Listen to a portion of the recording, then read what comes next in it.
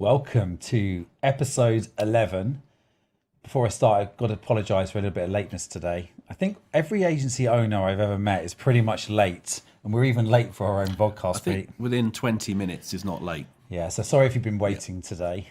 We are attempting to live stream today's show also on Instagram if you're interested in checking that out. But it may not be working. It's the first time. Well, we'll do our best. So welcome to the show. As always, just a quick recap. We're here because we wrote a book called Agencynomics, and we couldn't write everything that we wanted to write about the life of an agency growth journey. So we thought we'd come up with a podcast show, and now a podcast show live on, we're also available now on iTunes and Spotify. I was going to say Shopify then. It's definitely not Shopify. And all good podcast channels. So we created Agencyphonics. Pete came up with the name Agencyphonics, and we came up with the name. So we are now going to be talking a little bit more detail today about areas that we couldn't cover in the book, hopefully. Before I start, as always, I've got to thank a few people. First of all, massive thank you to Wirehive, as always, for donating their fabulous studio. It's great, isn't it, Mike? Very nice. You'll know a bit more about Mike in a minute. And so thank you to Wirehive. They donate all their time. We've got Caitlin today producing. Executive producer Pete is back in the hot seat. Oh, thank God Caitlin's back. And I just noticed that the Cactus sign is missing. I sold it. You sold it? What? My kids gave me that for Christmas. Fun today's episode. Okay, so we're missing a little bit of the decor for the studio. So IGTV's dead, is it? Yeah, well, let's go back to YouTube. We'll figure that out next time. Do you guys need my Bebo login? We could try that. Totally. I've still got my MySpace login. Brilliant. We could do MySpace. So, welcome. Today's guest is none other than Mike Hollingbery from BozBoz. Mike and I have known each other for a few months now, and every time we've met, we've had a really, really good connection. I think we connect on many different levels. We've had lots of great shared stories. Welcome, Mike. Yeah, thanks. Thanks for inviting me.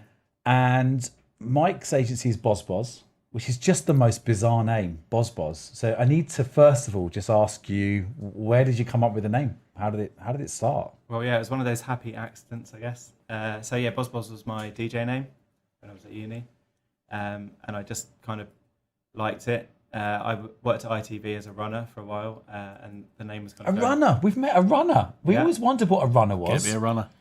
Yeah, I was in a pitch once, and one of the guys shouted out from the agency that bought me, "Get me a runner!" And I was like, "What's a runner?" And then Mike turned up. Yeah. So, okay. Good job. Good fun. I was a runner at ITV for a while, and around that time, everybody used to say, if something was good, you did a good job. They'd be like, "That's well, BozBoz, mate. Nice one." Well, BozBoz, mate. Oh, yeah. All right. So then they started calling me the BozBoz. I don't quite know how that happened, but I started being called BozBoz, probably because I got stuff done quickly.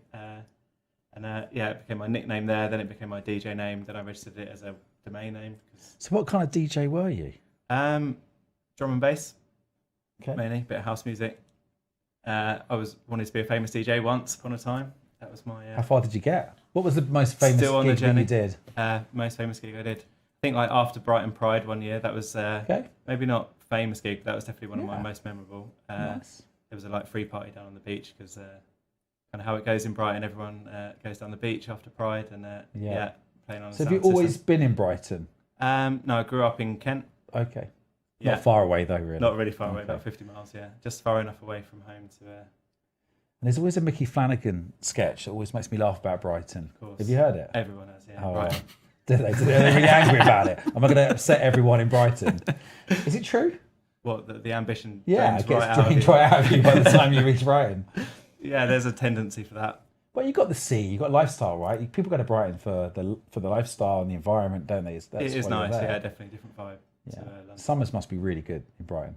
That's where the ambition. Or is. did the tourists all arrive, and do you all get annoyed, or do you all know where to go to avoid the tourists? Well, it's like a student town, isn't it, as well? So all the students go in the summer, so it gets a bit quieter actually. Yeah. And then the tourists come in. So when did you start the agency? What year was it?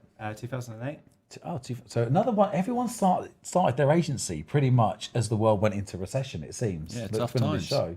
Yeah, I think to be honest, I didn't even really think I'd started an agency when I started. What did you think you started? I don't know, Revolution? No, Yeah.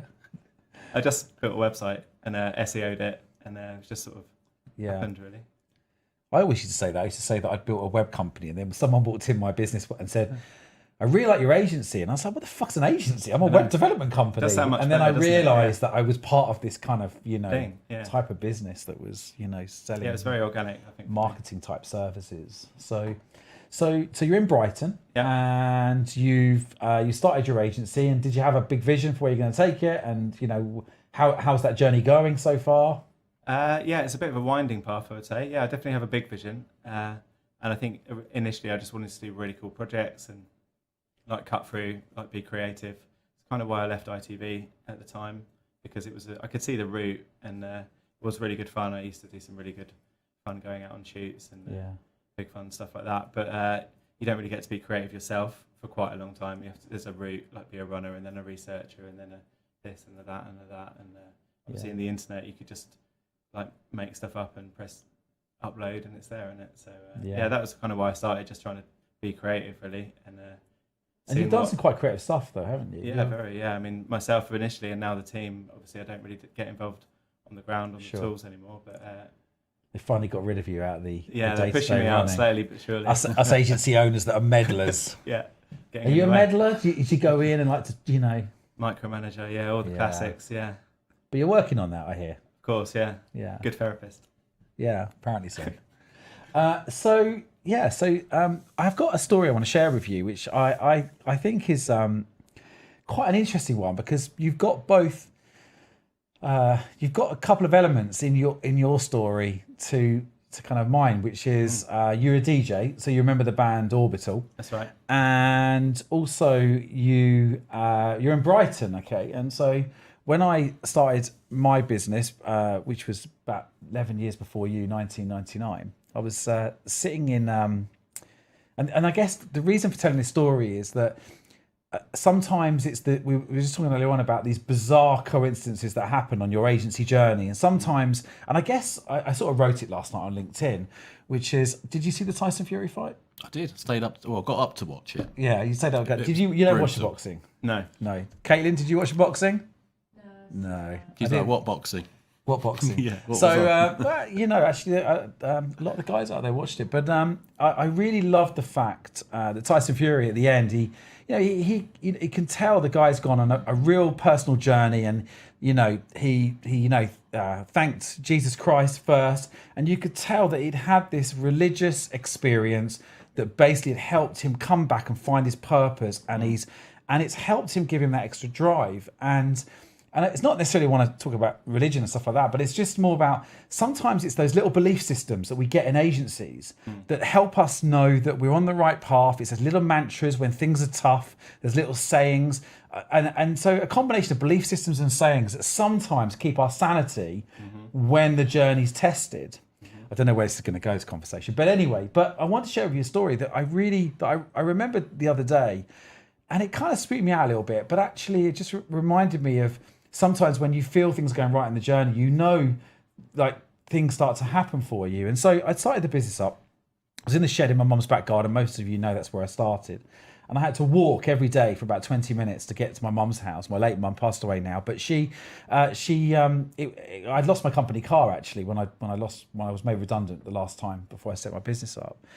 And so so you remember Orbital, the band? Well, course, yeah. Basically I built my website first of all, and it looked absolutely rubbish. I was called K2 Consulting before Blue Halo. I looked like I had a one-man band. It was terrible. I mean, I could build websites, and I had I think I've got a good creative eye, but I just couldn't design for toffee. And so it just looked terrible. So what I did was I just got an email through called Cool Website of the Day. And back then that was kind of quite a big deal email. And I clicked on the email, and it took me through to a website in America called The Skinny. And it was the first time I'd ever seen a website, because up until in 1999, every website had like a white background normally with a little man under construction digging basically in the middle. You remember those under construction signs, the animated GIFs? They were terrible. Anyway, and my website had this white background, looked terrible. This Skinny was the first site I'd seen with a black background, black and white imagery. It was fantastic. I thought, this is brilliant. So I went through it was actually a newsletter from San Francisco Nightlife. And I went through the website and I found an image on there which when I saw it, I just knew that was the moment that my website was going to change. And it was a picture of the guys from Orbital. One had long curly hair, like I used to have, and one had no hair, like Pete's now got. and basically, or like I'm going that way now. I'm losing my hair now. So I took the image and I put it on the front page of my website. And sorry, it's a long story. Go with this. It's good though.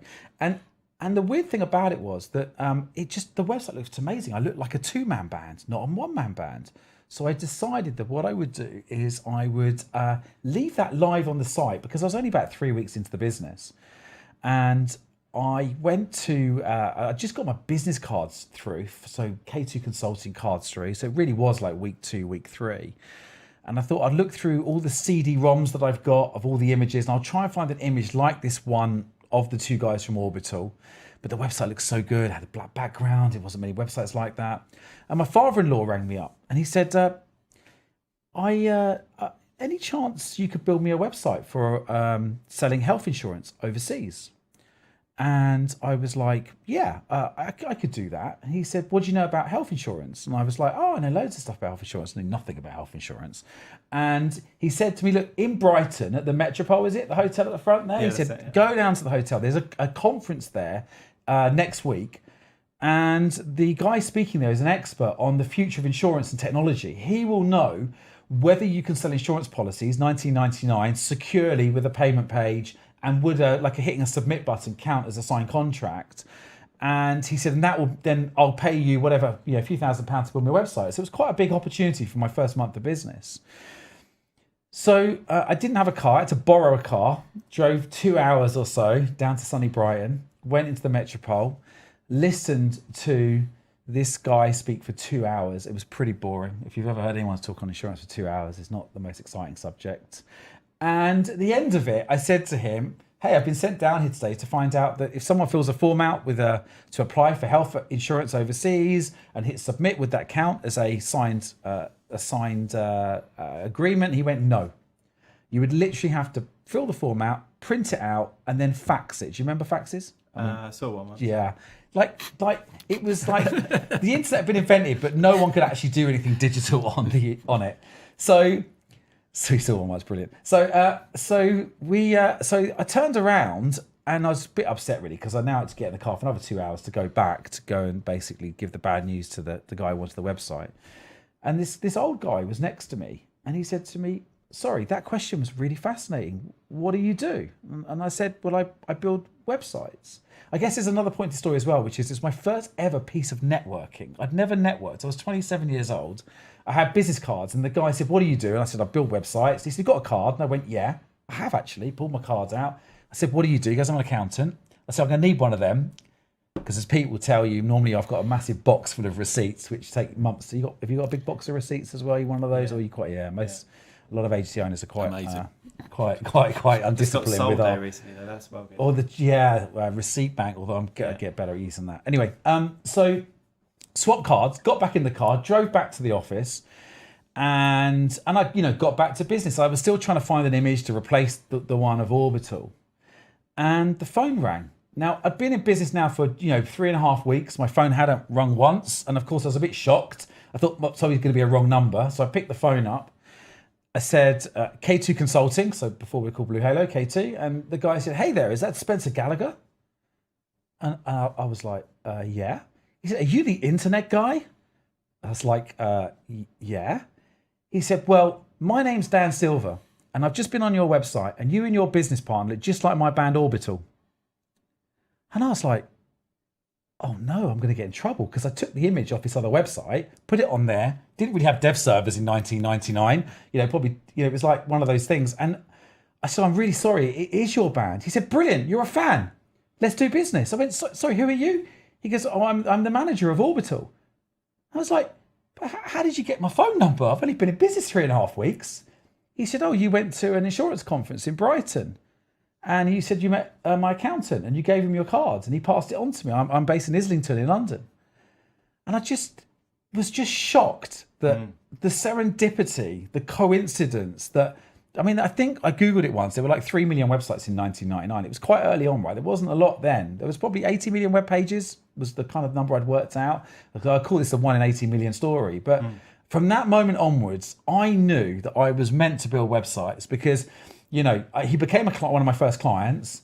And, actually I wasn't even a fan of Orbital, really. I mean, listen, I knew who they were, but I wasn't a massive fan. But what are the odds on those things happening, huh? I know, right? When you add it up, it's just infinitesimal. I mean, there's sometimes when you think things are going to happen and they happen, yeah, it's mathematically right. But to actually win that as a first sight. So I guess what I was going to talk to you about today is sometimes when you're on this journey and you've got to kind of have those little signs, haven't you, that you're on the right path, that you feel like, well, if you're having a bad day, you kind of have a little mantra that says, well, you've got to have the bad days to have the good days or whatever. Yeah. Do you find that as well? Or am I going mad? Is it just me? No, you're definitely not going mad. We might both be going mad, but definitely not on your own. I reckon there's definitely a lot of things that happen along the way, which you could say they're luck, or you could say you put yourself in the situation where that could happen. Yeah, because of course there's another Who one. knows? The harder you work, the luckier you get. I mean, that kind of happens too, right? Well, there is statistics in it, but some stuff is just almost statistically incredibly impossible. Yeah. Like the chain of reactions that happen. And I definitely think there's been a lot of those things along the way for me. But have you ever found a time like where everything seems to be going wrong and it's kind of like you feel like there's something more fundamentally wrong, like you're going down the wrong path, maybe? Yeah, for sure. I mean, I would say like I'm not exactly sure how to explain it, but you could say like intuition, like your intuition maybe versus your knowledge, those kind of two areas of life. Yeah. Like you need to plan what you're doing and have a plan and have goals and all that stuff is really important. I wouldn't advocate just kind of rolling a dice. And there's that book Dice Man. Have you ever heard that? That's quite good. Guy just rolls a dice and sees what he's going to do every Actually, time. I really like that. I do that. Yeah. You do that? Yeah. I can't believe that Pete, Absolutely the CFO, lives his life by rolled dice. We're going to pay this tax bill this month. Hold on. We rolled 2 6s. Definitely. Snake eyes. So there's that kind of approach, isn't there? Yeah. Like, but I think you have to follow your intuition, especially, I mean, probably wouldn't be here now with a business if I hadn't followed my intuition. Yeah. And then sometimes that works out. That intuition, because I did write down somewhere in my notes. Look, I brought notes today. I've got your picture on LinkedIn here as well. Oh, nice. It's quite smart. There's a story behind that, actually. So I never wanted to wear a suit, ever. I refused to wear a suit for You like don't years. look like the sort of guy who wears a lot of suits. No, but eventually I met a tailor who's amazing, and he made me a suit. If you look at Mike Hollingbery on LinkedIn, you will not recognise him, will you? No. I mean, he looks like something out of Made in Chelsea. I literally had the modelling flu days. that day as well. But Did you? Yeah. Very dapper, actually. Thank you. It was Steve Jobs. I was trying to quote that saying, and I did share it with you. You'd never heard it. But Yeah. I think in 2005, I did mention this in another podcast, but in 2005, he did a famous graduation talk at Stanford. And many people have, probably most of you listening to this have heard of the story. But if you haven't, go to YouTube and listen to it, because I found it really, especially Caitlin, you should listen to it, being that you're almost, getting to that level of graduation. But it's quite inspiring. And he basically said, you can't connect the dots looking forward. You can only connect them looking backwards. You have to trust that somehow the dots will connect the future. You have to trust in something, your gut, destiny, life, karma, whatever. This approach has never let me down and has made all the difference in my life. And it's that whatever word, not any of the other ones, that I kind of used to just go, I believe that something is happening when the coincidences happen. We used to take the mickey out of, was it Niall Edmonds? Do you remember? Yeah. Because Niall Edmonds, because he was like sent out into the, there's someone died on his TV show. It was a tragic accident. He got then put into, he was sort of living in the West Country, and then he basically started cosmic ordering. I don't really know what that is, but I started to copy him. We sort of looked out the window and said, please, we need a £250,000 deal this month to pay the wages. And it would kind of come in. Now, of course, I'm sure there's a lot of neuroscience behind the fact that we were focusing on what we were trying to get to. But I think that whatever for everyone, hearing the Tyson Fury and knowing the people that I've met in agencies is the people that have some kind of belief system, whatever it may well be. It could be anything. I don't know whether it's something that's necessarily wrong or right, but I do think it helps people. Yeah, I think it also helps you face the level of uncertainty that you probably have to face. Yeah, that's as true. a founder, which I wouldn't even have called myself a founder because I was the founder of nothing right at the start. It's not very. It was more scary back then probably than it is now. I remember going to NatWest to try and get a business bank account. So I was like, right, BozBoz, that's the name, and I need to get myself a checkbook, right, or have a bank account that isn't my own, or my own records that I'm buying and stuff. Separate it out. That's what they say. So I went to the bank and they were like, okay, can you put £1,000 a month in? Have the bank account, and I'm like, but what if I can't put £1,000 a month in? I really remember like grilling the guy, just am I going to get in trouble if I can't put £1,000? I mean, now it's a different story, right? But back then that was very, there's always something, right? That's what I realized. There's always the next thing that's scary, that's fearful, that you haven't done yet. And if you spend all your time focusing on that fear, you're not going to see the opportunities that are there or link up the things. Like you say, looking back, it's always... Well, I think more things... Would you say more things go wrong than right when you're growing an agency on the whole?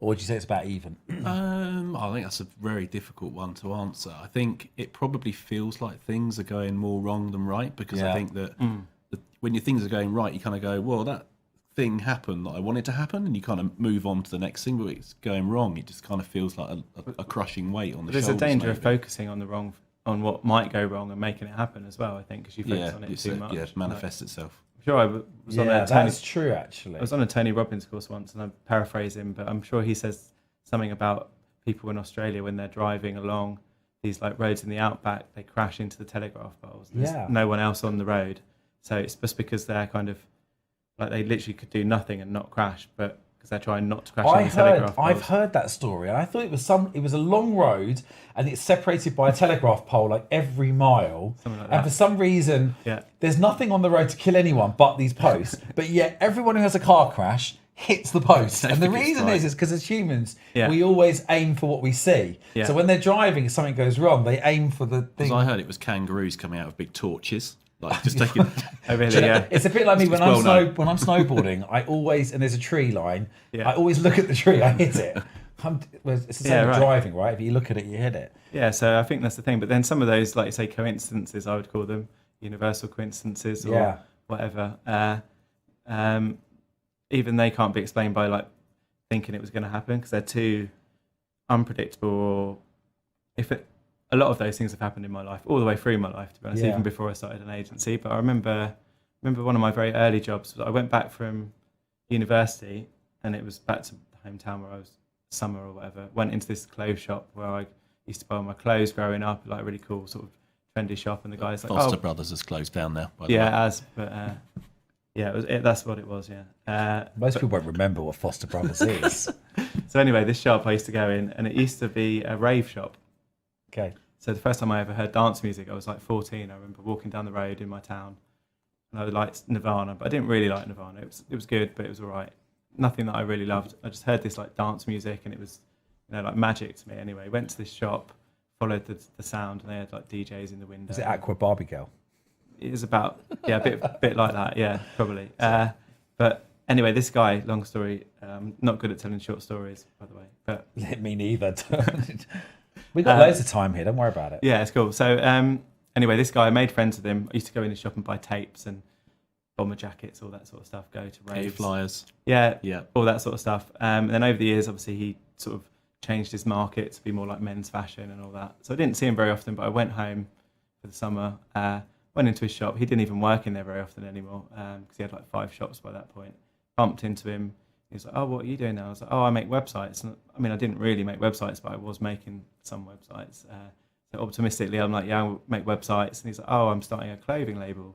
You should do the website." I was like, "Great, yeah, come to Brighton." He's like, "Yeah, I'll bring my business partner." So they drove down to Brighton. I could do like the front end websites, but not like the e-commerce stuff. So I pulled my mate in. He actually ended up at one of your events randomly with me the other day. Oh, really? I didn't even know he was going. So yeah, he. I remember, Richard. So he came with me. We went to the Metropole Hotel, actually, funnily enough. Anyway, closed the deal. Ended up doing this website for him. He became one of my sort of best clients. Referred me to loads of people. He ended up becoming the manager of Goldie, who was like a famous DJ. And then one day he just phoned me up at like 10 o'clock at night and said, "He did Goldie's website." Yeah, he said, "Do you want to do Goldie's website?" And it was like 10 o'clock at night. Do you know what I mean? I remember standing there in my boxer shorts with my t-shirt on and just like half asleep. And he's like, "But if you want to do it, you've got to call him right now." And it's like he's like one of my heroes from craft work. You'd only pick up the phone at like 10 o'clock every day. Is that why? I have no idea why, but the instruction I saw that in a documentary once. It just cracked me up. Yeah. But anyway, so you just end up on the phone to one of your heroes. Do you know what I mean? Like doing their website and those sort of things, you couldn't really predict them. Do you know what I mean? At the time. Yeah. If I hadn't done all of those random events, like going in that shop that day, then I wouldn't have had the next thing and the next thing. And Yeah, and I get, I get a lot of, sometimes I get a lot of pushback on, because one of my recommendations that to a lot of agencies when they're trying to, develop big pipelines is I have this thing around meeting 50 new people each month, because I heard this story I read a book on KPIs once, and it basically said that, British Airways back in the day only had one KPI, which was do planes take off on time. And if planes take off on time, the whole of British Airways works, because people aren't stranded, left in other countries. And I looked at my agency, and I realized that actually we had lots of KPIs, but actually the only thing that really mattered was, would we get a volume of leads in? Because if we got leads in, we got sales in. And I mean, if we got sales in, then everything else kind of worked, right? We just had to find people, deliver a good service, and we'd have profit, and the cash would flow in.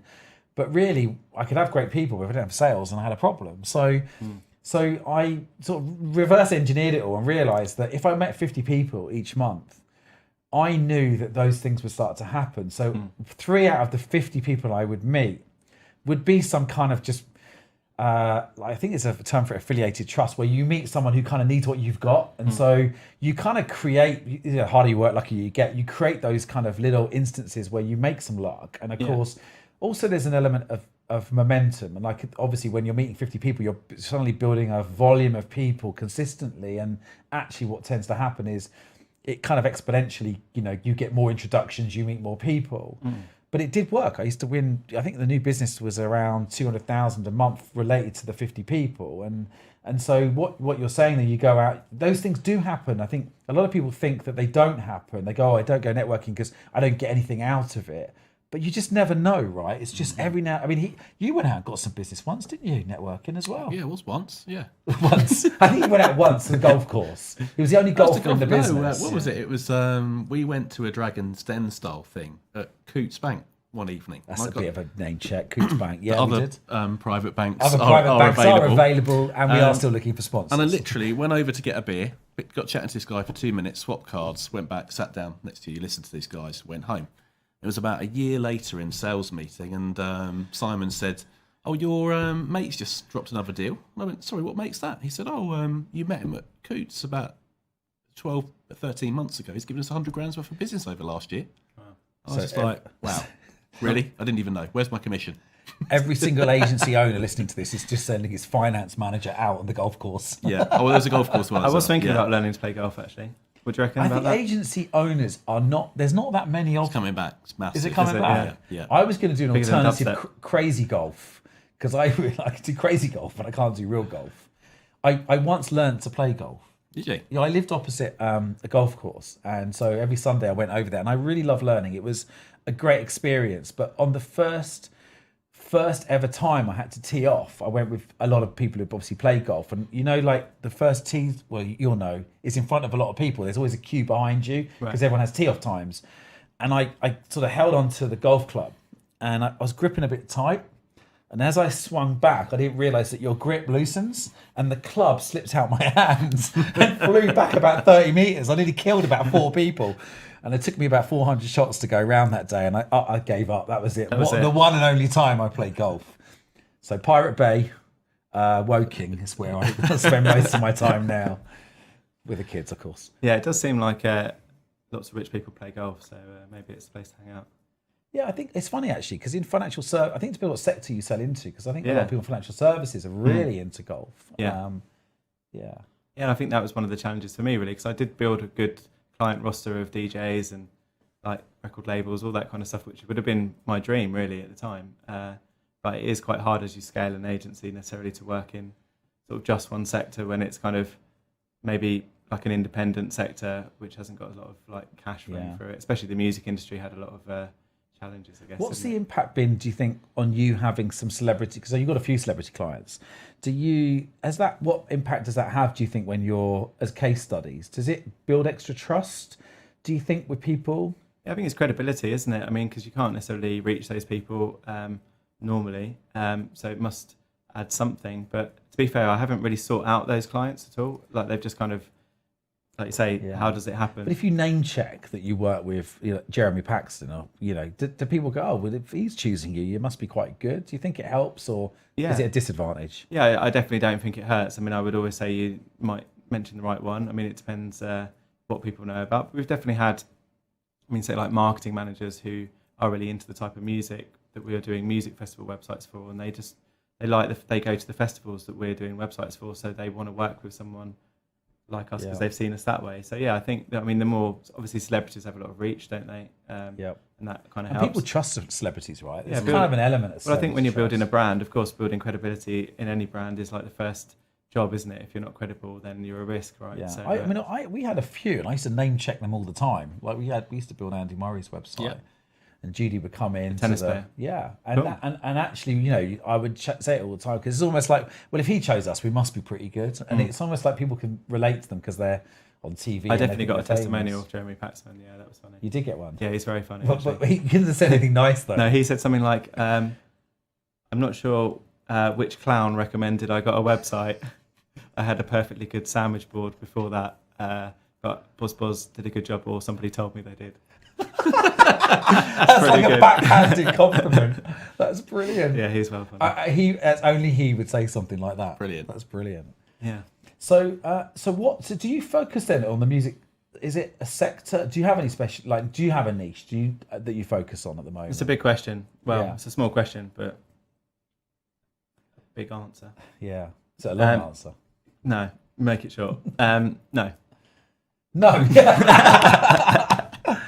and So I used to do you think I it's- specialised in music for a long time. Yeah, I was going to say, it sounded Probably like you did. Probably built like a core of my business turnover, I would say, on music at one point. A few $100,000 worth of turnover at that point. Lots of music festivals. We'd moved up through the chain of doing sort of artists to record labels. Then we wanted to win like a big major label, so we ended up winning the Universal. Wow. Did lots of music festivals.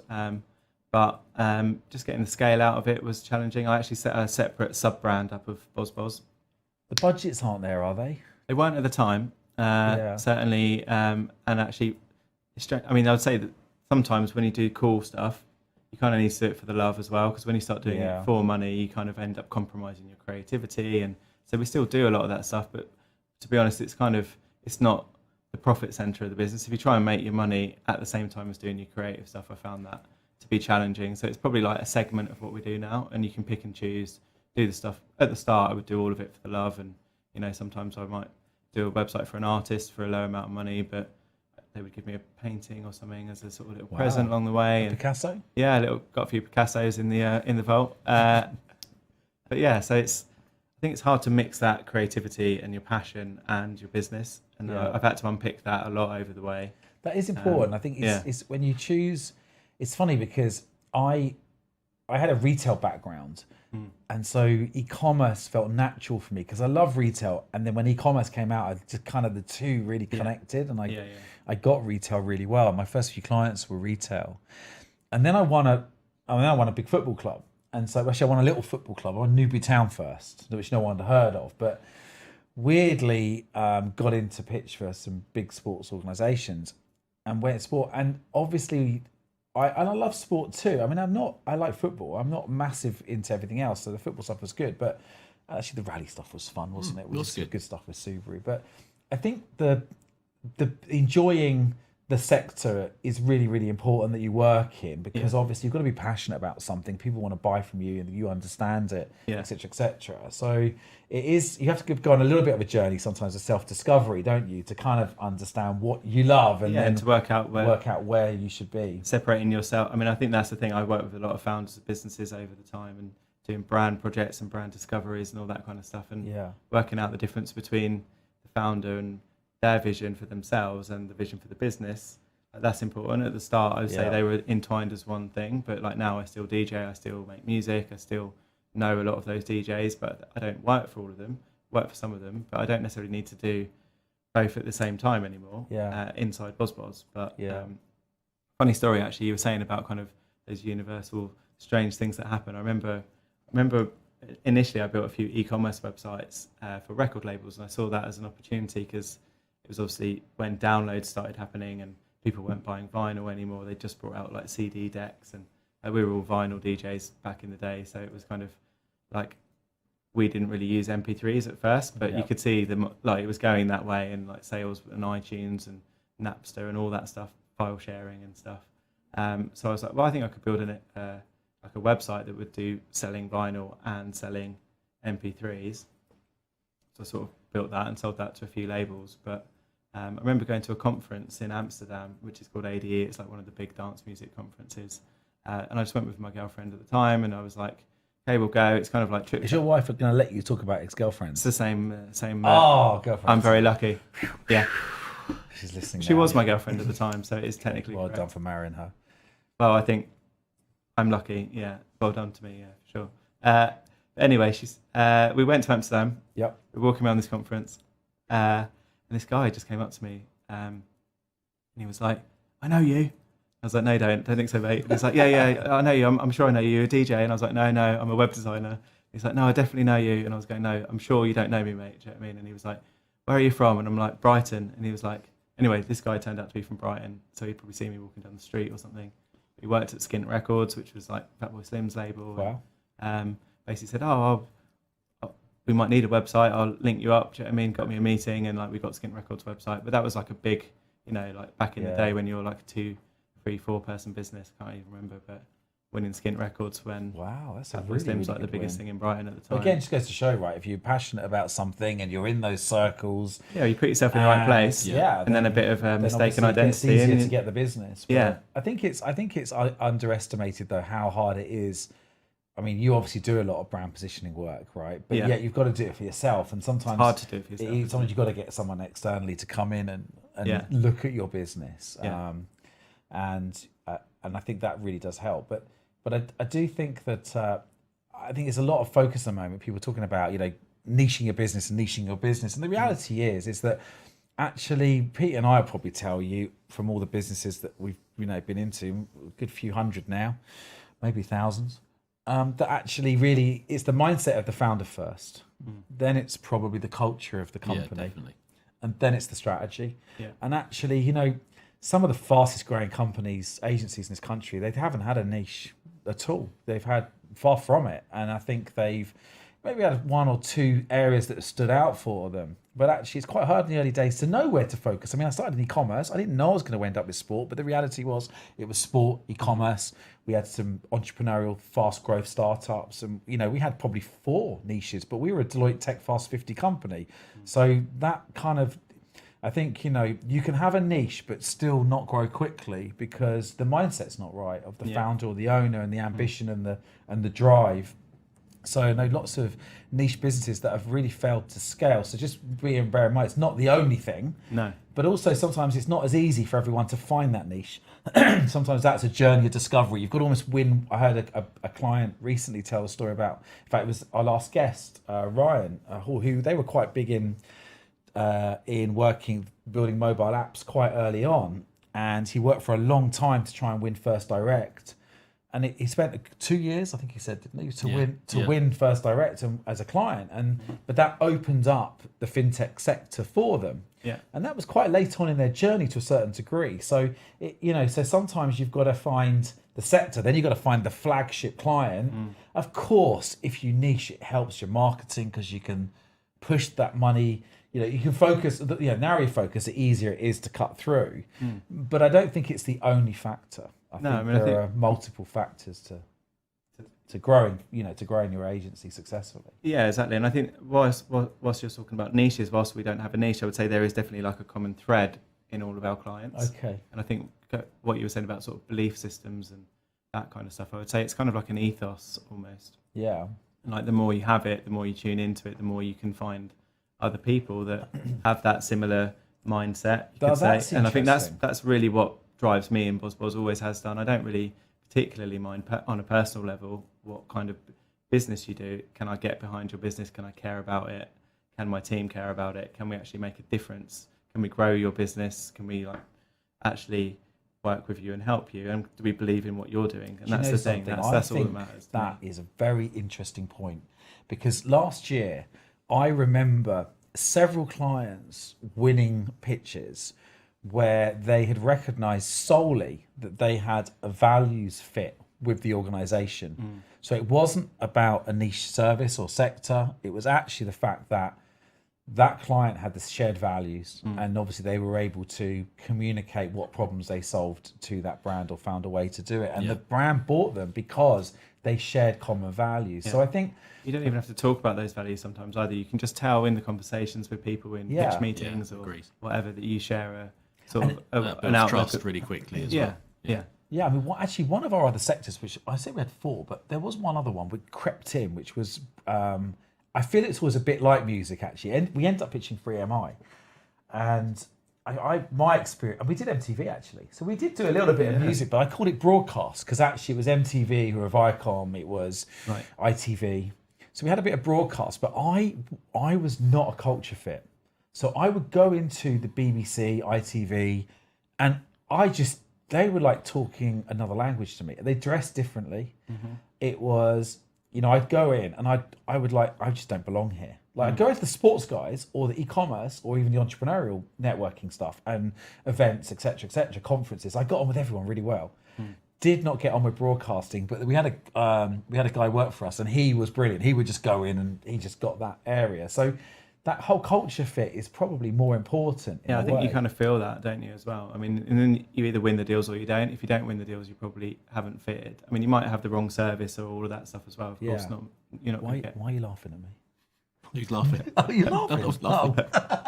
Sorry, I thought I was getting chuckles in my ear. That was the poltergeist, I think. It's pulling faces studio behind poltergeist me. is on the right. So we were going to have this little competition earlier on, but I forgot to mention the staring one? No, the one. Oh, okay. We were going to have staring competition, but I said I talked too much. So I was going to have an error. So I've been trying to practice reducing. I know it was conscious because I said and a minute ago. I was like, no. So I was on YouTube and I was trying to learn how to cut them out. So I think we're probably, Caitlin, how far through are we now? 41 minutes. Okay, so I've got 21 minutes to practice. Okay, so for I've been keeping account. Yeah, Caitlin, you're going to keep account. Every or I say, I've got to donate. So I've got to donate £1 to charity. That sounds quite tight, £1, but let's go with it because I'm probably going to do this about 500 times. Depends how rich you are, really, doesn't it? £10 off fair. I learned on YouTube that you shut your mouth, and if you shut your mouth, it gets rid of the filler words. It's going to be really weird. Is this going to be me just talking, going? It's going to be a very organic conversation, I think, if we do that. Well, I need to start practicing. I've got 20 minutes. Yeah, but why don't we do it while we're live on air? Let's do it. Good time to practice. So, what's next for BozBoz? What's next for BozBoz? Well, I'm really keen to work on a B Corp. Oh, amazing. Yeah, that's something I've been getting into lately. Obviously, takes a bit of work, but yeah, I think. Have you started the process? I've started looking at the process, but yeah, we've got some sort of targets for this quarter. So once we're out of that, then so I think building culture, building the vision of the business. Recently had a managing director start working with me, which is great. Someone to sort of help share the load and drive things forward. So yeah, I think for me it's about. So you've recruited an MD. Yeah. Wow. Yeah, I think that's good for me, That's good for the quite a business. luxury, really. Well, Does that mean luxury you can or just get out of the business now? no. I think you said you like sharing the load. Is that because you found it? I don't know if stressful is the right word, but you've been a single founder for a long time. Yeah, well, I mean, I think when I started BozBoz, it was a very, I say, organic thing. Like I hired a lot of my friends out of university, so it was a very sort of family sort of vibe, if you know what I mean. How did that work out? Really good. Yeah, Great. for a long time actually. Yeah, I mean, my wife worked with me for like 8 years. She then decided to. Did you fire her? No, she fired me. She would never have a job. She was always freelance, but yeah, she worked with us in the office. Then she went to do garden design, so she's now a garden designer, which is a better use of her talents because she's very, very, very good at that. But yeah, I had a few mates, like people that I DJ'd with, and people that we used to run a club night. So kind of a lot of the people that ran the club night, I kind of employed them out of uni, and so it's good. But they all went on to other things over time, and that sort of happened. So yeah, they were I was the founder, but they very much sort of shared in the decision making. I've always had a very collaborative kind of approach, and ultimately it is all on my shoulders. But you don't feel like that when you're a team. So, okay. Yeah, it's good. It's a good question though, because it can be quite. Like I found it really lonely being like not having a business partner. I mean, obviously as we got bigger, Pete joined, and it was like we were kind of like, he was my business partner really. Ultimately, we worked together really closely, but it's still quite lonely, having the responsibility of paying the wages and trying to find the sales and everything by yourself. I think, and you probably find that not many people in your circle are in the same boat, because even if they're self-employed, it's to different degrees. There might be a one-man band, or they've got a bigger business, or I just find that agencies are quite a different business model than. Well, it's interesting because I've never really been into the whole networking with other agencies, or even thinking about other agencies. Just get on and do my thing, really. So I think you find actually that the more agency owners you meet, the more you are very similar to them. And it's quite funny actually, because in a way you might see them as competitors. Frenemies, I think I've heard. Frenemies. Yeah, that's the term, isn't it? But ultimately, you do share a lot of mindset and a lot of similar stuff. But I've never really grown an agency. I mean, you've never done it past where you are, right? Until you've done it past where you are. So it's good to have experience from other people. And in terms of my past, we've always sort of grown from the ground up. So having an MD come in who's kind of got an agency background, who's got a lot of the processes and experience, it just helps shortcut stuff really. So it's not just about struggle. I guess that it does share the load and maybe shortcuts like making mistakes. You can make mistakes when you're small, and there's not really as much money at stake or people's lives and stuff. But you don't want to make mistakes. So always good to surround yourself with people that are better than you. I remember reading Branson's autobiography, and he always says hire people that are better than you. So I think that's my aim. He was very good because he's a creator and he surrounds himself. Yeah, and I'm a very creative person. I realise that. Yeah, you have to understand what you're good at. And I think that's another thing that your strengths, isn't it? Yeah, agency owners. We, recently I got a few people that I know to take that 16 personality test, and it's getting quite interesting actually. The more you get feedback back from different agency owners, and you realise that we're all so different. Everyone's different, and you've got to build the team around your personality a little bit to make sure that. Yeah, and I've done a lot of personality profiling, been on personal development courses. Have you gone right down that rabbit hole, like flown all over the world doing stuff like that, and it's great, but. The more you realise, is it like reading the stars? Someone said to me, I think I might have made a joke to someone once when they were like very much into psychometric testing, and I went, yeah, but this. In fact, I know who it was. It was Adam Graham. He said it's just the stars, and so I keep using that line. I stole it from him. But is it just like reading the stars in the newspaper, your astrology sign? Is it more accurate to read your star sign than it is to read your personality profile from Myers-Briggs? Because it's kind of like you can read into it a little bit, can't you? There's loads of different ones, right? And they all work differently. Yeah. And you all get different answers, but there are common themes you find. But I think what's interesting, a lot of them are like self-perception tests. So all they do is validate what you think about yourself. Yeah. But sometimes that's not clear to you, so they can be useful. But whether they're accurate or not, I think 360 feedback and all that kind of stuff is really good as well. Sometimes you need other people to tell you. Stuff because you can always see about other people, I think, but seeing yourself is the hardest thing, isn't it? So what do you do for resilience? Like everyone's been talks a lot these days about how tough agency life is, and it's there's a lot of pressures there, and some people can deal with those pressures or they store them up, and some people can't handle them. What do you do to try and maintain, I guess, some level of sanity through what you're doing? I don't think I try and maintain sanity. I think that would be or maybe a dangerous line to tread. Kind of like, how do you sort of protect yourself? I'm going to use the word mental health, but how do you protect yourself? Yeah, mental health's really important to me, to be honest. Is it? How do you protect yourself as a single, especially when you're a single founder owner of a business? How do you get that balance right to make sure that you don't burn out? Well, I think it's, mindfulness, that kind of stuff, meditation. Got into quite a lot of that stuff over the years. A lot of people wouldn't have said I would have done if you'd asked me 10 years ago. I would have been going out raving, and that would have been my Saturday night detox from work or whatever. But lots of tequila for the first 10 years works pretty well. Brilliant. Liberally applied on a Friday. So I think it's about not tequila while meditating though. I haven't tried that. No, probably not a good idea really. I could see he's thinking, could it work? Could it work? Yeah, probably make it harder. But I did hear actually once about, I was on a random retreat, anyway, I won't go into that details, but this guy was saying there was a sort of teacher in Russia, and he used to get people to try and be mindful after drinking vodka because it's harder. So maybe there is something in there about meditating. Well, do you know the Vikings, wasn't it the Vikings? Yeah. Whenever they had to make an important decision, they would have a council meeting to make the decision. Yeah. And then they would have a massive party and get completely slaughtered and drunk. And then they would Have the same same debate. discussion and they would compare answers. There's something called honour drinking as well. They do that in Yeah, the is that Far what East. it was? Yeah, in the No. Far East they do it Okay. where before you sign a contract you have to drink an exceedingly large amount to see if you say anything like that you shouldn't say before Oh, the that's contract. interesting. I think I've been on the end of that treatment. Have you? Yeah, What, I'm thinking people- about a certain trip to Sofia we had about 7 or 8 years ago. Yeah. Yeah, I've been on the other end of that in Ibiza as well a few times, I think. But that's when you meet. That's networking in Ibiza. But I like your point earlier on that you said about you haven't done so much interaction with other agencies, and it's funny when we were in Blue Halo, a lot of people would come up and say, people in business are bastards, and business is tough and it's competitive.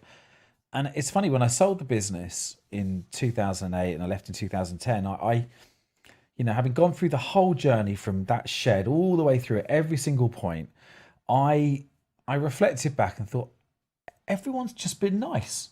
My competitors were nice. My, the suppliers have been nice. I had just had this journey, which I felt like wasn't real business.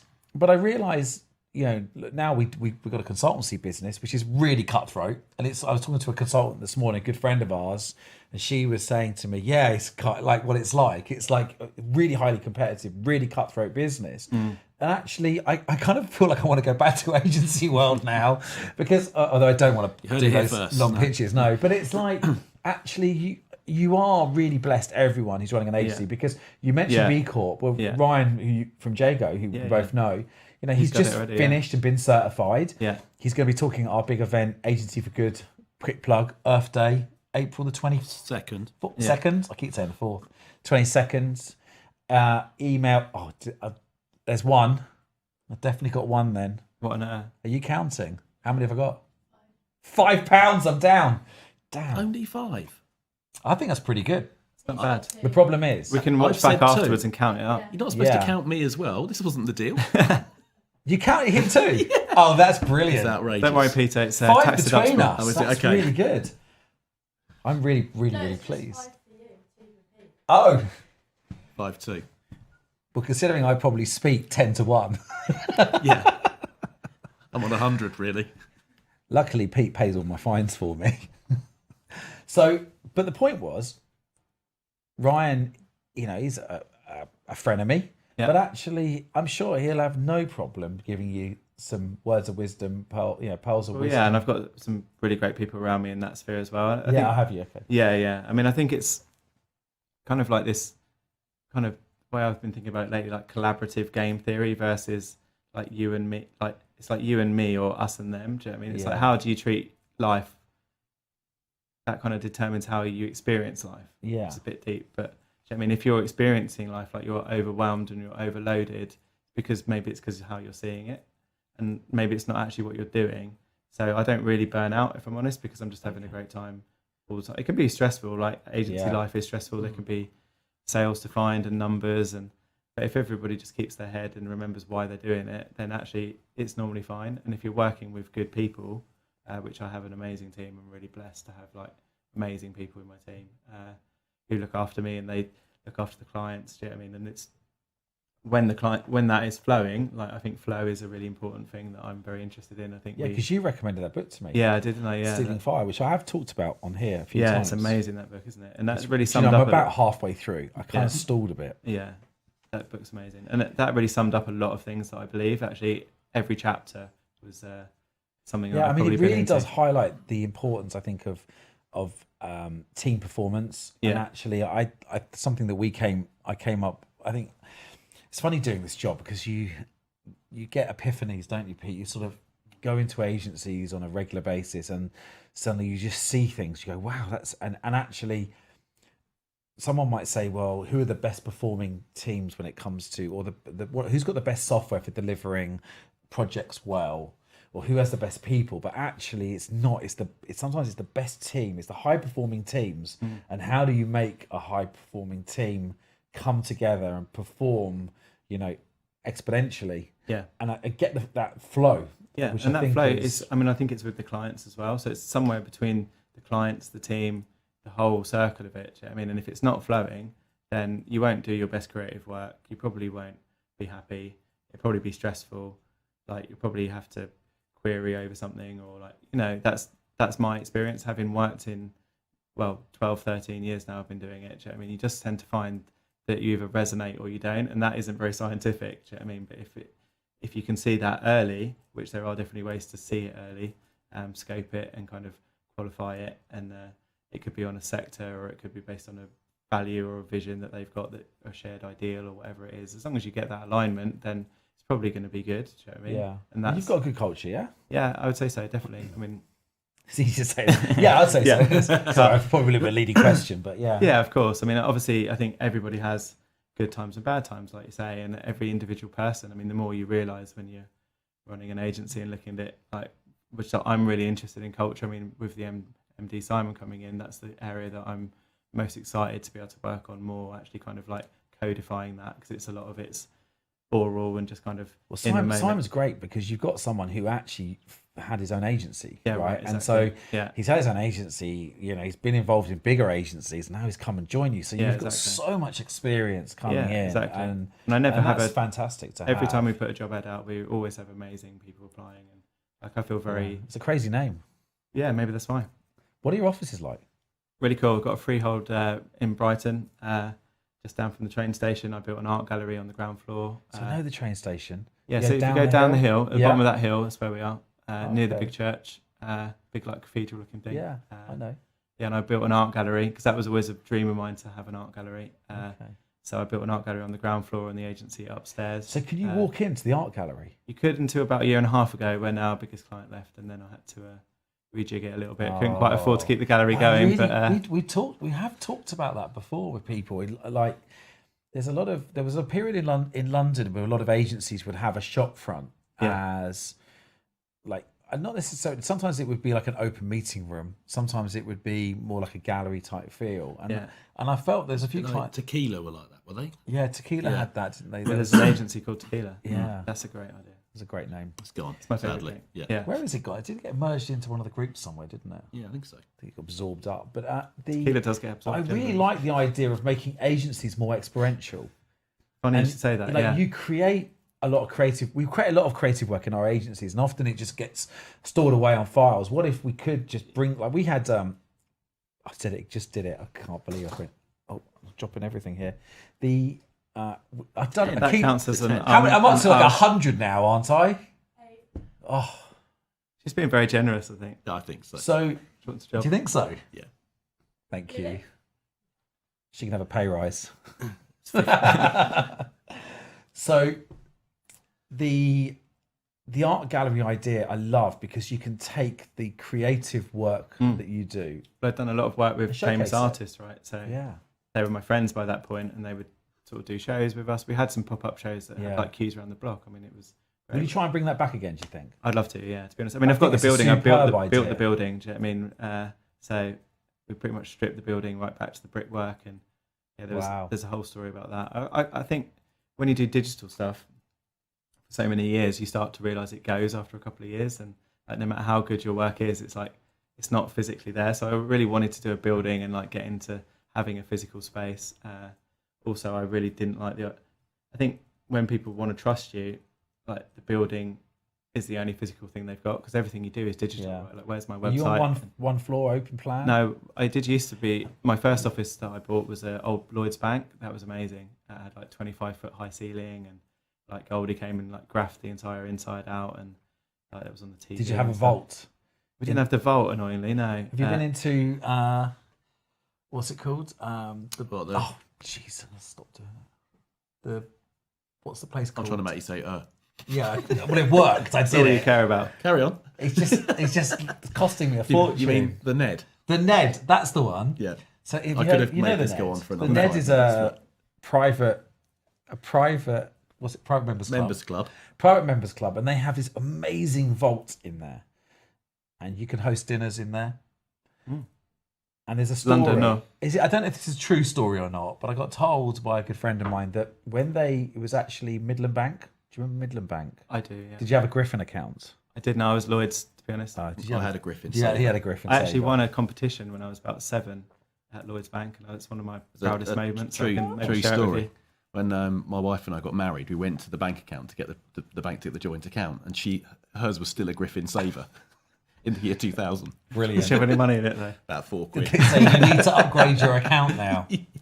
Griffin, I remember winning a photography competition when I was 7. This is definitely not part of the structured interview process to this reveal is this story. structured here. This No, is just you can friends talking about agency life. So, competition to win like 25 quid, which is a lot when you're about 7. If you could photograph anything, what would you photograph? And I said I'd most like to photograph a dodo because then I could prove that they weren't extinct and I'd make loads of money, and I won the competition. Wow, well done. Yeah. So in this vault, in the Ned, Back to your story. Anyway, enough about no, that. it was a link. It was tenuously not. It was a little. It was kind about of- banks. They had to open up all of the safety deposit vaults because the Ned now owned it, and the bank had to give notice first of all to everyone who had a safety deposit box. Right. And some people didn't come in, so they Right. drilled the locks, and apparently they found loads and loads of photographs of MPs and famous celebrities in compromising positions Oh. that people had stored in there, obviously as some kind of like Collateral. collateral. In Yeah, case the MI5 topped them, and yeah, something That's like probably. yeah. that. Not far from the Let's truth. move on from I- it. yeah, I don't think they. In case they're do listening. YouTube No, they and don't stuff. No, do the that. UK Sorry. government is Yeah. incredibly trustworthy. We would Absolutely. just like to state that for the Yeah. record. We're very proud to be British. So, do you belong to a private members club? Because you're based in Brighton, so you're No, but they are opening allegedly a Soho house. on the beach. I heard. Yeah, it's been being built for a few years now. But Yeah. I heard that too. yeah, so no, I'm not currently, but yeah, we're sort of moving into London a lot more now, and we're working with a lot of So, are all your clients in the Brighton area? no, No. not so much at all anymore. I'd say. I mean, certainly that's our roots. Do you know what I mean? We've got a lot of Brighton clients that we still look after, just because like we're aligned. I would say, like we said, like on the same wavelength and stuff. But no, we just we work with a few big clients in London now, like Cartoon Network. Recently, we won as a client. Oh, nice. This Turner. Did some I think I cool- pitched to them. I don't think I won, but I remember going into the building. Is it just remember. behind? They've just Oxford moved Street? actually. Yeah, it was. Yeah. Yeah. They've just moved, but yeah, I think they've moved to Shoreditch. I haven't been there yet, but I think a couple of weeks ago they moved in. Yeah, and then where else? Like a big sports agency, so we're doing a lot of work for sort of Swimathon and Team GB, and like yeah, I mean, there's some good jobs in London, right? So Yeah. I mean, the thing about Brighton is it's lovely. Everyone comes there. There's a lot of there's agencies. A lot of agencies, which is fine, but Good talent. yeah, a lot of micro businesses though, so that's the thing. So a lot of agencies, like mine was before, like you can Does say, Chris Eubank still drive around on that truck? oh, I haven't seen him lately, but I do.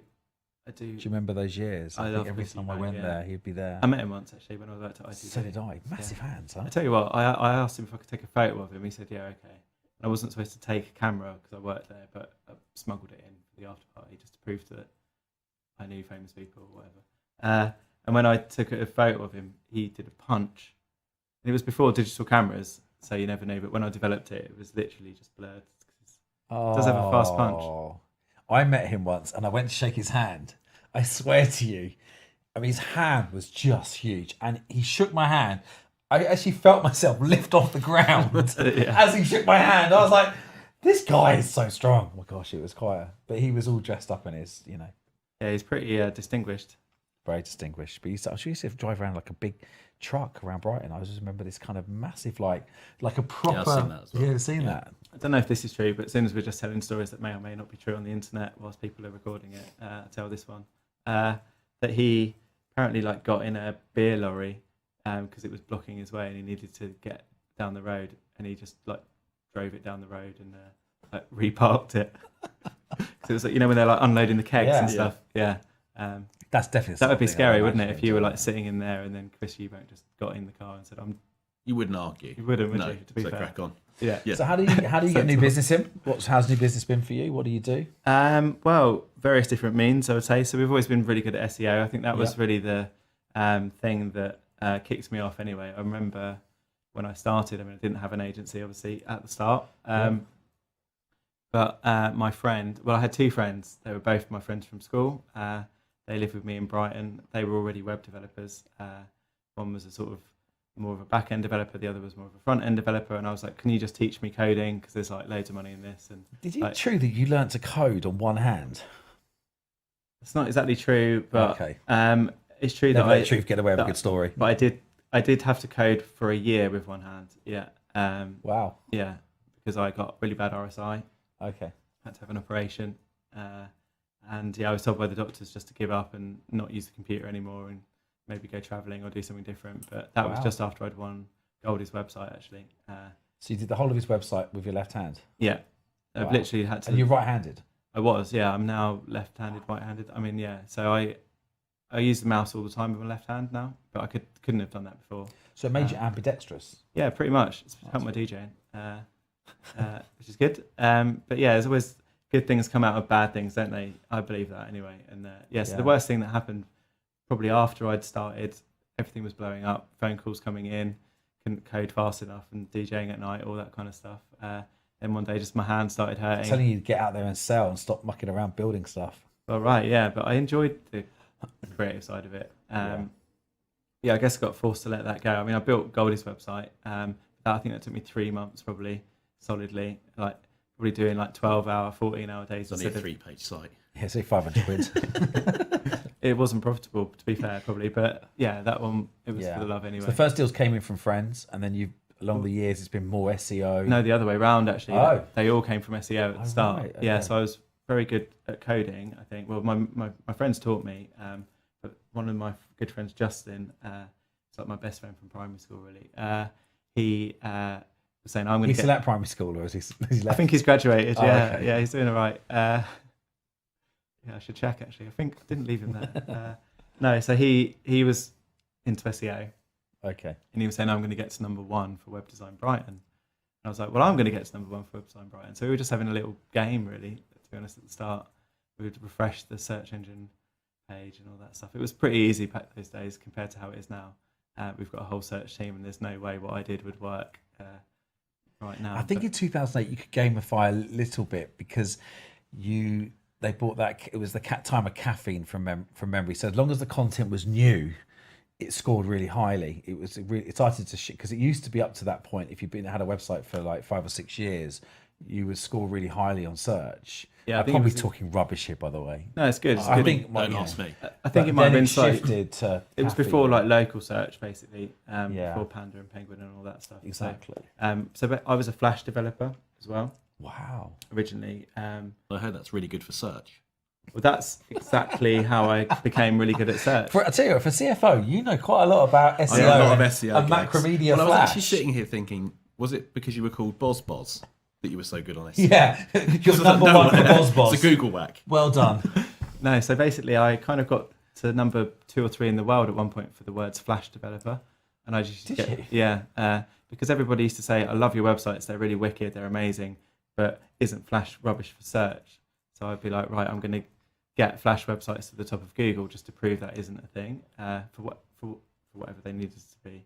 And I also got myself to #1 for Web Design Brighton, and pretty much was above all the agencies at that point. So I didn't have any staff.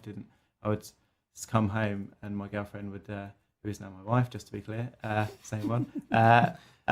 She was a freelancer already, and she would just say, "Oh, what's BozBoz?" I'd be like, "Oh yeah, that's my thing I'm doing." And she'd be like, "Oh, because someone phoned up and said, like, they want a website. Do you do websites?" So I was like, yeah, that's for me. And I like take the numbers and just ring them and go and meet the people in Cafe Nero or whatever. And so I got very well placed, and the leads just started coming in basically. So in the early days, search was good. I'd say still probably our biggest and best clients have probably come from search. A lot of the other good, interesting ones come from my network and meeting people. So it's a good mixture, I would say.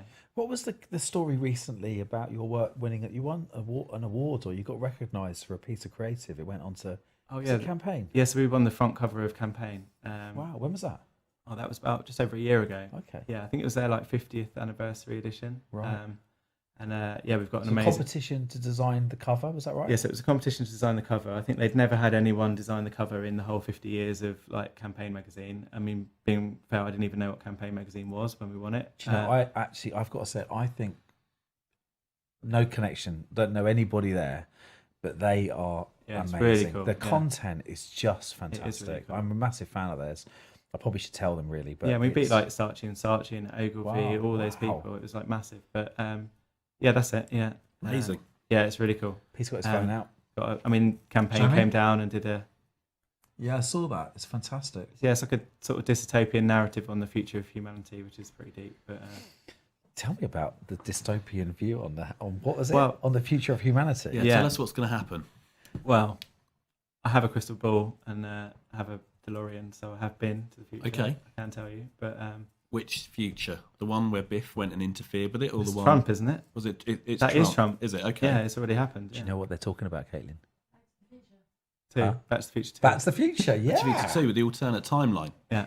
Well done. I haven't Yeah. got a clue. Well, they Well, I do know because Biff's cane snapped off, isn't Yeah, it? Biff And is Trump though, right? Surely. It does look a There's bit. parallels. Do you know what? there. We're going to put some kind of hashtag for Back to the Future and get about 50,000 One of my favourite followers films. now from. I think either the cult CIA movie or the followers. FBI is going to, or the MI5 is going to take us out after this, aren't they? Yeah, they're outside. So In this basically, you dystopian designed future, Back to yeah. the Future front cover for Campaign magazine, and that was it. To be fair, in credit to my team, I didn't even know that we'd entered or wasn't involved in the process. So, yeah, it just shows what a great team we've got.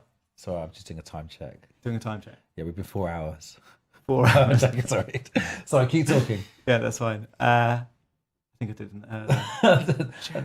So you haven't told what the dystopian future is. No, but Something along the but lines the thing of- is, I didn't enter the competition Oh. or know about Campaign magazine, so we just won it, and then I found out. So that was a good example of Oh, being well a great done. team. And did that bring any fame or recognition? Like, did that have any positive benefits? Well, I or- think the people that judged it were like, yeah, it's like the CFO or CMO rather, not the CFO. Could have judged it, but it's creative competition. they're quite so- competitive, quite creative. These Yeah, it was like this finance people. CMO of Spotify. Wow, Who else? Yeah, big people like that. nice. There was 4 of them. Like, is it Drago or something? Drago 5 or some big agency. Oh yeah. Yeah, like the Dragon 5. Yeah, With that. Or yeah, that's- fantastic agency. Yeah, so it was really like big judging, and they, they just kind of chose us. It was good. Nothing happened from it, to be fair. No No, obvious like shoots from the sky and yeah, anyone parachuting in. But yeah, it's good. It just sort of but they're good things to do for the team because it kind of gives you some. it just kind of- validates you. Do you know what I mean? For Yeah. yourselves as well. Because I mean, we work really hard. Do you know what I mean, we don't always work on the biggest clients because we don't always. We choose- used to work with someone, and I learned. I guess the thing I learned from him the most was he used to say, always try and release a fame project quarterly. So find something like that can make you famous. Really important, And yeah. you try and do that quarterly, and not everything will get some kind of viral traction, but every now and then it works really, really well. So whatever it is, try and set yourself as a business.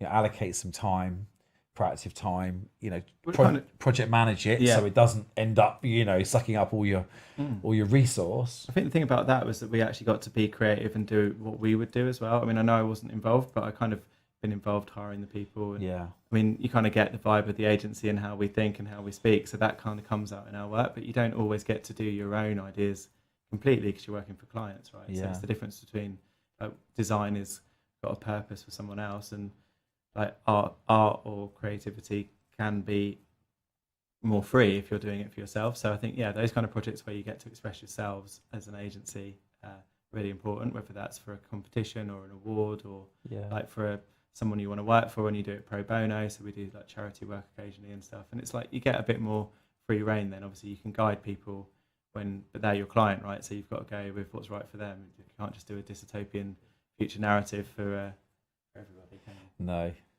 We used to try sometimes to give people a sort of an option with the stuff we did that was kind Yeah. of the now, the next, and the future. And they never once took the future. But sometimes it was nice to show them what it could look Did you ever like do a design and then deliberately screw it up just so that they find, I don't like that bit, so they'll always pick something? No, won't but there's a lesson that is probably really worthwhile sharing here and sharing with you. You might already know it, but there's a thing which, so when the new, I call us the new era of agencies, the agencies that were very digitally centric from the early 2000s and the social media, the search, the classic, now really digital is pervasive, right? So it's integrated, but there was a time when a lot of those agencies, they still are very new companies, and they've lost the knowledge from the agencies, pre 2000, the Mad Men era. There's a lot of great techniques, and one of those techniques was a tissue meeting. I don't know if you've Yeah, heard we of do that. those, You yeah. do those, Yeah, right? yeah.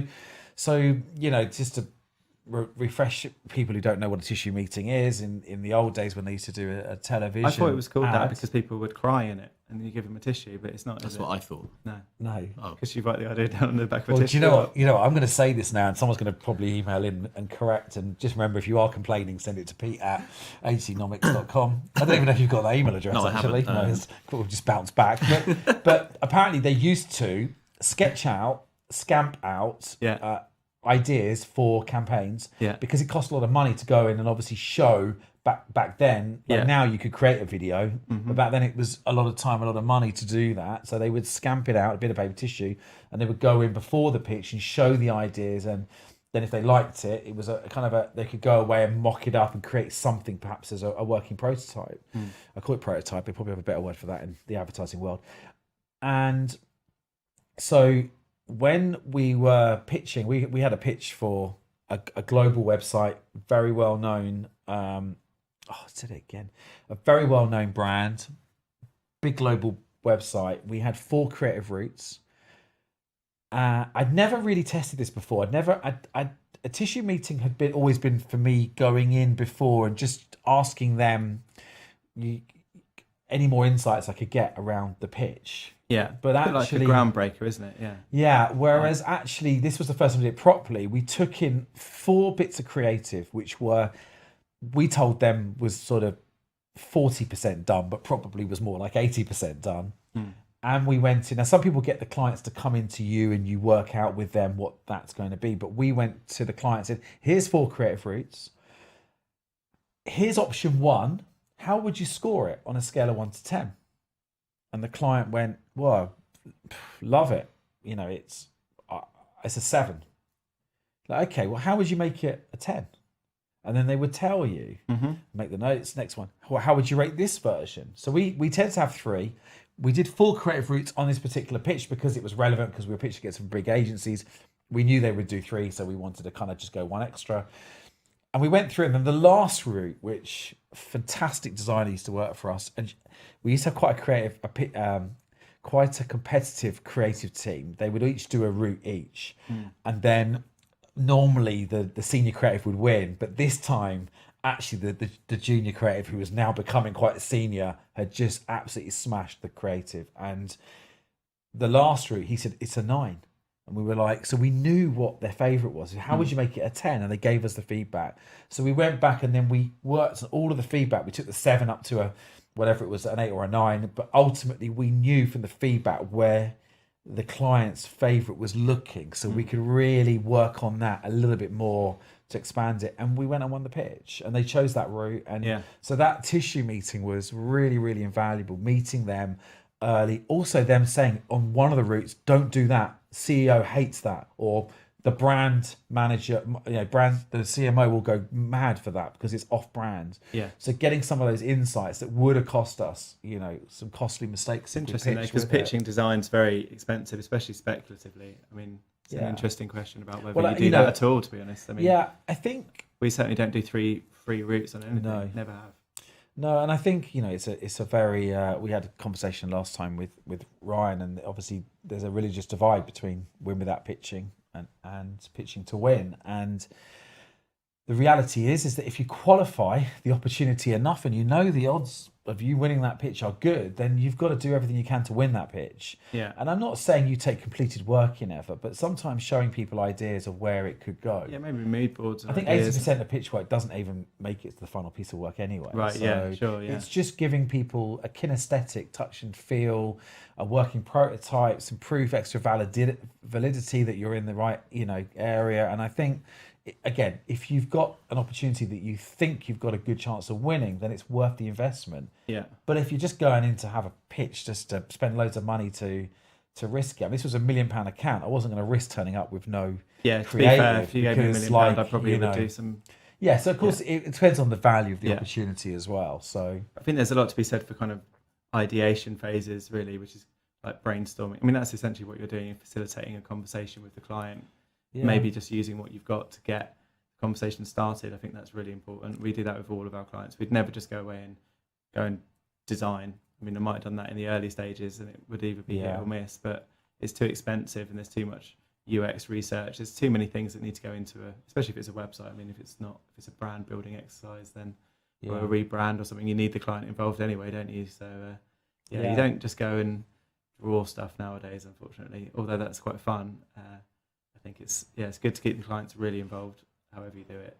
Definitely, it's definitely a more agile approach now to the world, which is much more collaborative. You know, the process is much more collaborative than it's ever been. I mean, you don't want to risk losing something just on your own idea, do you? Really, when actually no.